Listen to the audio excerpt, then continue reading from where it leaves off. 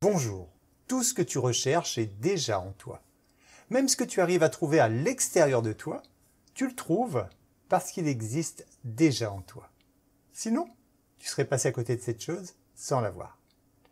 Plus tu découvriras l'amour, la sagesse, la beauté intérieurement, plus tu les découvriras autour de toi.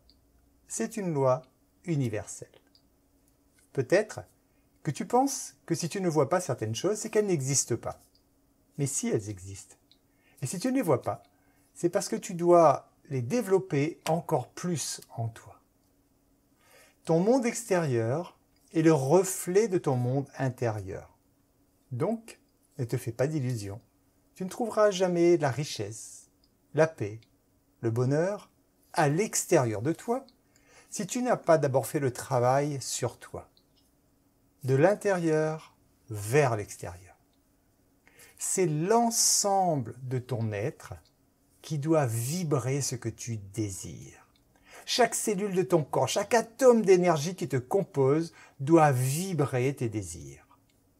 Par exemple, si l'humanité désire qu'il y ait plus de paix dans le monde, elle doit œuvrer en ce sens.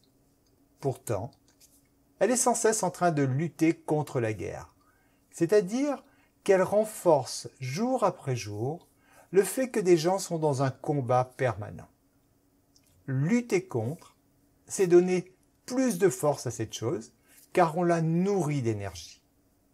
Donc, ne lutte plus contre ce que tu ne veux pas, mais au contraire, mets de l'amour à obtenir ce que tu désires.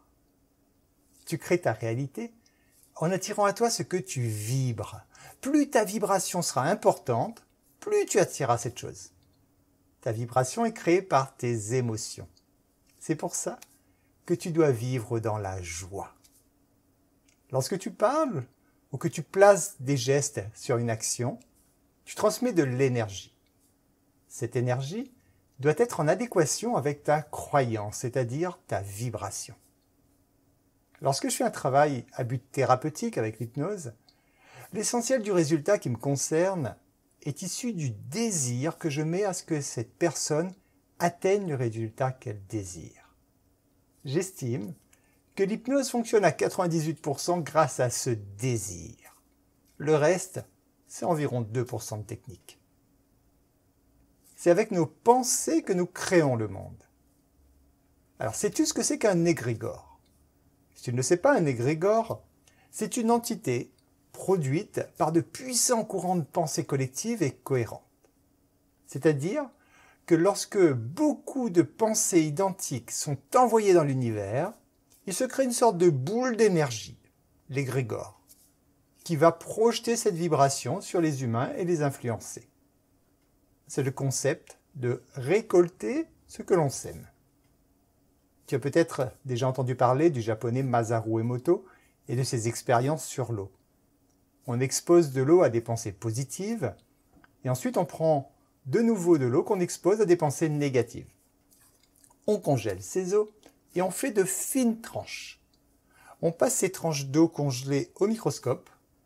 On observe alors que l'eau qui était exposée aux pensées positives a créé des cristaux magnifiques, alors que celle exposée aux pensées négatives a donné lieu à des formes affreuses.